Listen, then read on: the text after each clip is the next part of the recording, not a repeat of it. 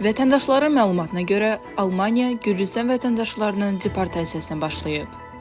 Berlindən Tbilisi Beynəlxalq Hava Limanına ilk reys 25 mart tarixi gecə saatlarında enib. Məlum olub ki, deportasiya olunanlar arasında Almaniya müalicə məqsədi ilə gedən gürcülər, eləcə də azyaşlı uşaqları olan ailələr var.